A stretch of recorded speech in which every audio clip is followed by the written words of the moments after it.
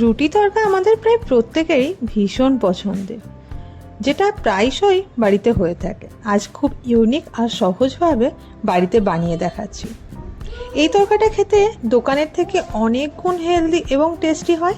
আর বাড়িতে আমি যখন এভাবে তরকা বানাই, সবাই একটা থেকে দুটো রুটি এক্সট্রা খাই।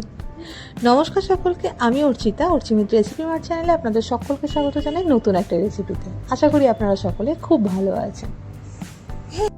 তরকা বানানোর জন্য আমি এখানে সবুজ মুগ ব্যবহার করছি, যেটা প্রায় 6 থেকে 7 ঘন্টা আগে ভিজিয়ে রেখেছিলাম। তার সঙ্গে রাজমাও অ্যাড করেছি। প্রায় 7 ঘন্টা বাদে ভালোভাবে ডালটাকে ধুয়ে নিয়ে পরিষ্কার করে তারপরে একটা কুকারের মধ্যে যে ভিজিয়ে রাখা সবুজ মুগ এবং রাজমাটা ছিল সেটা দিয়ে দেব।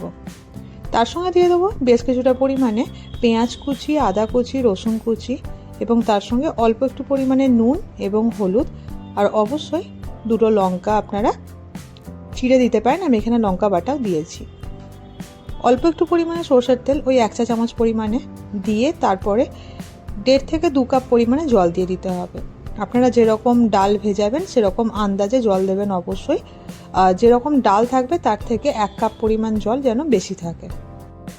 গ্যাসের ফ্লেমটা মিডিয়ামে রেখে প্রায় 9টা থেকে 10টা হুইসেল দিয়ে নিতে হবে এবং তারপরে 10 থেকে 15 মিনিট রেস্টিং মোডে রেখে তারপরে আপনাদেরকে ঢাকনাটা খুলে দেখাচ্ছি। দেখুন খুব সুন্দরভাবে যেমন রাজমাও সিদ্ধ হয়েছে, সেরকম ডালটাও সিদ্ধ হয়ে গিয়েছে। এবারে এটাকে একটা সাইডে রেখে একটা কড়াইয়ের মধ্যে নিয়ে নেব 3 থেকে 3.5 টেবিল চামচ পরিমাণে সাদা তেল।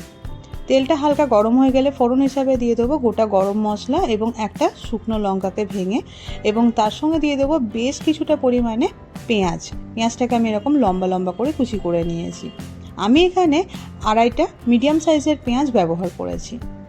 পেঁয়াজটাকে মিডিয়াম ফ্লেমে এরকম লালচে রং আসা অবধি ভেজে নিতে হবে এবং তারপরে দিয়ে দেবো আদা কুচি এবং রসুন কুচি।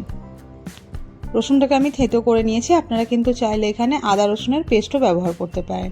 আদা রসুনটাকে 1 থেকে 1.5 মিনিটের জন্য ভেজে নিয়ে যখন দেখবেন তার কাঁচা গন্ধটা চলে গিয়েছে, তখন সেখানে অ্যাড করব টমেটো কুচি।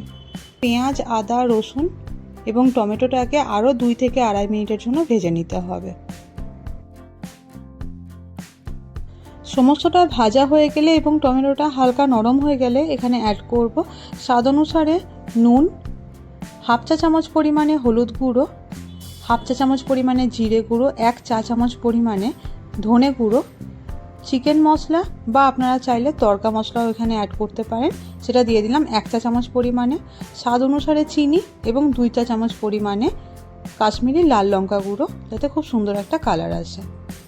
অল্প একটু জল দিয়ে দেবো যাতে মশলাটা পুড়ে না যায় এবং তারপরে প্রায় 2 থেকে 2.5 মিনিটের জন্য মশলাটাকে খুব ভালোভাবে কষিয়ে নিতে হবে। যত সুন্দরভাবে কষানো হবে তরকার টেস্ট কিন্তু ততই সুন্দর হবে। মশলাটা ভাজা হয়ে গেলে ওই একই কড়াইতে দিয়ে দেবো অল্প একটু পরিমাণে তেল। মশলাটাকে একটা সাইডে করে নিয়ে তারপরে ওই তেলের মধ্যে দিয়ে দেবো 2টো ডিমকে ফাটিয়ে। ডিমের মধ্যে দিয়ে দেবো অল্প একটু পরিমাণে নুন এবং গোলমরিচ গুঁড়ো, যাতে খুব সুন্দর একটা ফ্লেভার আসে। ডিমটাকে আমি আগে থেকে ভেজে নিইনি, কারণ ডিমটাকে এখন ভেজে মশলার সাথে খুব ভালোভাবে কষিয়ে নেব, সেই কারণে আমি এখন ডিমটা ভাজলাম। এবারে ডিমটাকে 1 থেকে 1.5 মিনিটের জন্য যতক্ষণ পর্যন্ত না সুন্দরভাবে ভেজে নেওয়া হচ্ছে, ডিমটাকে ভেজে নিতে হবে। তারপরে মশলার সাথে ডিমটাকে খুব ভালোভাবে কষিয়ে নিতে হবে। এতে কি হয়, ডিমের মধ্যে খুব সুন্দর একটা ফ্লেভার অ্যাড হয়, যার ফলে তরকা খাওয়ার সময় যখন ডিমটা মুখে পড়ে বেশ সুন্দর একটা স্বাদ আসে। দেখতেই পাচ্ছেন ডিমটা ভেজে নেওয়া হয়ে গিয়েছে, মশলার সাথে খুব সুন্দরভাবে কষিয়েও নেওয়া হয়ে গিয়েছে। এই মুহূর্তে দিয়ে দেবো আমি এখানে 1 চা চামচ পরিমাণে লঙ্কা বাটা। আপনারা চাইলে লঙ্কাকে চিড়েও এখানে ব্যবহার করতে পারেন। যেরকম আপনারা ঝাল খাবেন সেরকমই লঙ্কা এখানে অ্যাড করবেন। তারপরে দিয়ে দেবো এখানে আগে থেকে সিদ্ধ করে নেওয়া তরকার ডালটা। একটা জিনিস খেয়াল করবেন, আমি এখানে যে তরকার ডালটা সেদ্ধ করেছি তাতে কিন্তু জলটা খুব বেশি হয়নি, বেশ সুন্দর থকথকে একটা ভাব আছে। তরকা বানানোর ক্ষেত্রে কিন্তু ডালটা ঠিক এরকমই, যেমন খুব সুন্দরভাবে সেদ্ধও হবে, সেরকম খুব বেশি জল হবে না, থকথকে একটা ভাব আসবে। তো সেই রকমভাবে আন্দাজে আপনারা কিন্তু জলটা অ্যাড করবেন। এবারে আপনাদের মনে প্রশ্ন আসতেই পারে, জলটা ঠিক কীরকম আন্দাজে অ্যাড করব। ধরুন আপনারা 1 কাপ পরিমাণে ডালটা ভেজাতে দিয়েছিলেন জলে, 1 কাপ ডাল নিয়েছিলেন, তো তারপরে ভেজার পরে যে পরিমাণ ডালটা ভিজে ফুলেছে ঠিক সেই পরিমাণে জল দেবেন এবং তার সঙ্গে আরও 1 কাপ জল এক্সট্রা দেবেন, যাতে করে খুব সুন্দর একটা থকথকে ভাব আসে। অল্প একটু জল দিয়ে তরকাটাকে খুব ভালোভাবে মশলার সঙ্গে মিশিয়ে নিয়ে আরও প্রায় 2 থেকে 2.5 মিনিটের জন্য গ্যাসের ফ্লেমটা মিডিয়ামে রেখে ফুটিয়ে নিয়েছি এবং নামানোর ঠিক আগের মুহূর্তে দিয়ে দেব বেশ খানিকটা পরিমাণে কসুরি মেথি, তার সঙ্গে ধনেপাতা কুচি এবং 1 টেবিল চামচ পরিমাণে বাটার, যাতে বেশ সুন্দর একটা টেস্ট আসে।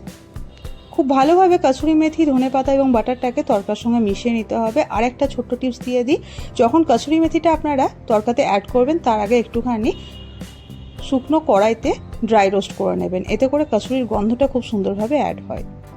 তরকাটা কিন্তু একদম তৈরি হয়ে গিয়েছে, গ্যাসের ফ্লেমটা এই মুহূর্তে অফ করে দেবো। এরপরে আপনাদেরকে সার্ভ করে দেখাচ্ছি। আশা করছি তরকা বানানোর জন্য যে সমস্ত ছোটোখাটো টিপসের প্রয়োজন একটা তরকাকে পারফেক্ট করার জন্য, সেই সমস্ত টিপসই আপনাদেরকে শেয়ার করেছি। এছাড়াও যদি আপনাদের কোনো রকম কোনো কোয়ারি থাকে অবশ্যই কমেন্ট বক্সে লিখে জানাতে ভুলবেন না। দেখতেই পাচ্ছেন গরম গরম ডিম তরকা কিন্তু একদম তৈরি হয়ে গিয়েছে। সার্ভ করেছিলাম আমি গরম রুটির সাথে, তবে আপনারা কিন্তু নান, পরোটা, লুচি যে কোনো কিছুর সঙ্গে সার্ভ করতে পারেন, খেতে ভীষণ সুন্দর হয়। পারলে এরকমভাবে একবার বানিয়ে দেখবেন, ভীষণ সুন্দর খেতে লাগবে। আশা করছি আজকের এই রেসিপিটা ভালো লাগলো। ওপর থেকে 2টো পেঁয়াজ কুচি এবং একটুখানি বাটার ও একটু ধনেপাতা কুচি দিয়ে সার্ভ করুন গরম গরম তরকা। রেসিপিটা ভালো লাগলে অবশ্যই লাইক শেয়ার করতে ভুলবেন না। ভালো থাকবেন, সুস্থ থাকবেন। দেখা হচ্ছে নতুন রেসিপিতে।